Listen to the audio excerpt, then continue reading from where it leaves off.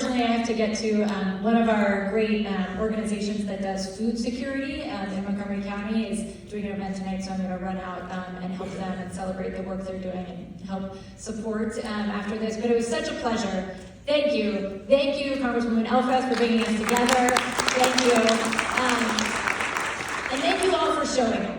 You know, this is the time to lead, not with this, to be not filled with despair, but with determination.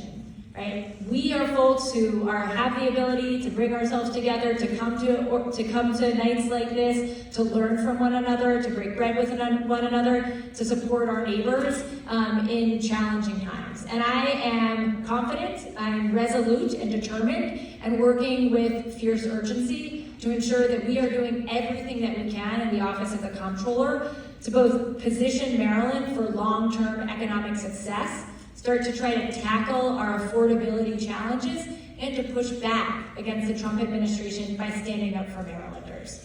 And I don't do that alone. I do that in concert and in partnership with incredible partners at the state level, at the local level, and at our federal level. So I'm honored to be serving as your comptroller, as our comptroller of Maryland. I look forward to continuing to hear from you, to interact with you, and to make sure that we are working together to build a better Maryland. Thank you all so much for coming tonight.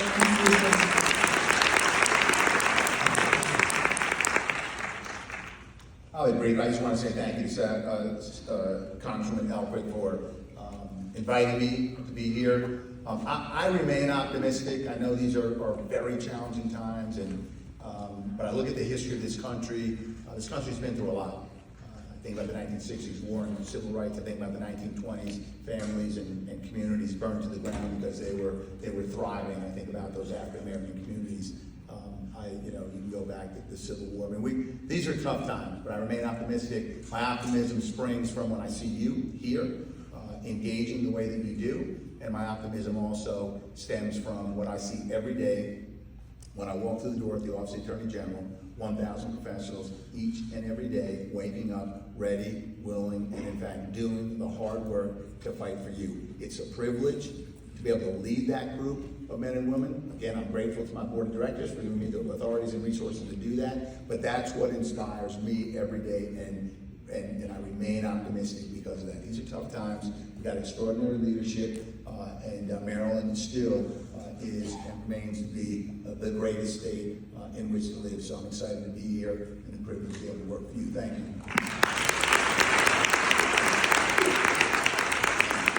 Shameless plug to please take the literature you see outside. It's going to have the information for myself and Eva and every single person on our team. We have caseworkers, again, who are leading on veterans issues, IRS issues, Social Security issues, immigration issues.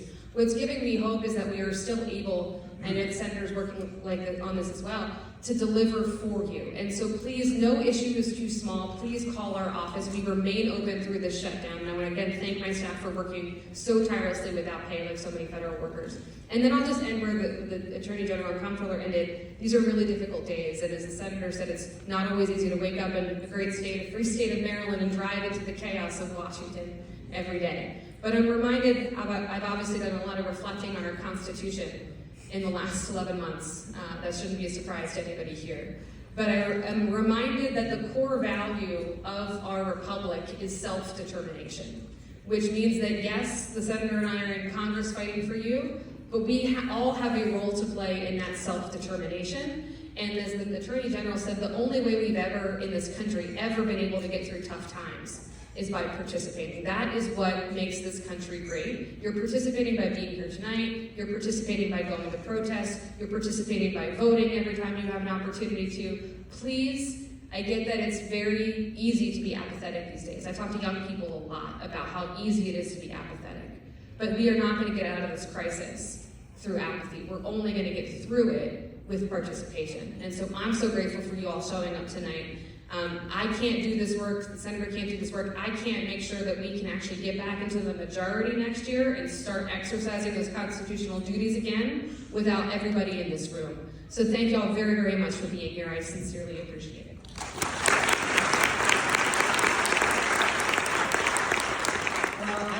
This gives me an opportunity first to say thank you so very much to Congresswoman Sarah Elfreth. I have to tell you, it is such an honor to to work with our delegation. I am not exaggerating when I say what a joy it is to be from Maryland. We have such a talented delegation. She works especially hard. All of this is so personal, I think, for all of us, but thank you so much for bringing us together. It's an honor to be here. Our Attorney General has been fighting and fighting and suing and suing. And so we are so proud of him as well. Our comptroller also works so hard, and I want to thank her. Eva, thank you so much as well. And to all of you, you're the best evidence, really, of the nature of our country. When we look out at a time like this and wonder who we are, I come into a room like this and I'm convinced that we absolutely not only will survive where we are and continue to move forward, but I recognize that we cannot afford to fail.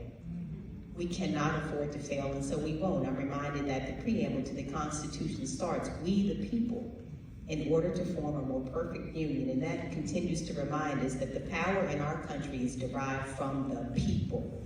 And we remain, the reason that each of us are able to go each day to stand on the floor and speak on your behalf is because the power comes from you. And so I want to thank you so much for the honor of representing you. I want you to know that has been the greatest honor of my life.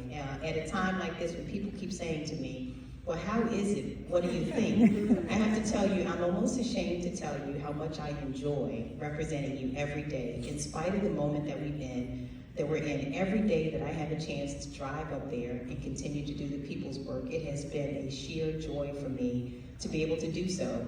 And that is simply because I understand who I'm fighting for. I understand what we're fighting about. Like so many of my colleagues, I am in the sandwich generation. And it's not lost on me every day when I drive up, the daughter of two aging parents, a 77 and 78-year-old, who are in a period in their lives, they've been married for 56 years, and they're clinging to each other. Each of them, they're very, very sick right now. My dad was my mom's caregiver now. Of course, you know how this goes. He's been sick as well. But Medicaid is a lifeline for so many of our family members. And so this is not a theoretical exercise for many of us. It's real.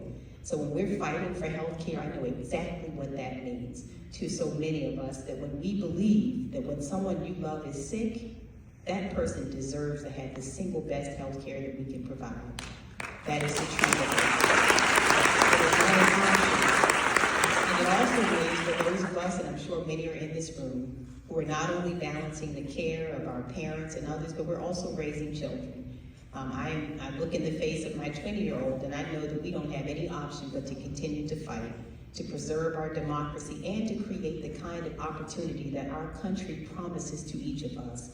The fact that now the average age of a homeowner, a first-time homeowner, is closer to 40 years old. And it used to be the case when my parents first were married at 21 and 22, that early 20s is when you acquired your first home. And so that dream is slipping further and further away for our kids, and it is something that we cannot watch happen on our watch. So we're going to do it together, not only continue to fight to preserve our democracy, to stand up for the core values that we believe in regarding our country, that democracy and freedom and integrity and our leaders matters to all of us, and it will continue to matter. And I am again heartened because you have come out tonight. I thank you so very much for weathering this with us. And I have to tell you again that I know we're going to make it past this season together, and the only words that I have for all of us, the two words would be get ready. The people who are in power now spent many years deciding what they would do when they had control, deciding what the strategy would be and how they would execute it. I ask all of us, we're thinking, what will we do the moment that we come back? What will we have to repair, and who will we repair it for? So we're clear about that. We're going to work on this together, but I'm so honored to be from Maryland, and thank you all so much again, not only for the honor of representing you as Senator, but thank you so much for what you do every single day to ensure that our democracy thrives and continues, and that we'll have a country that we can all still be proud of. Thank you.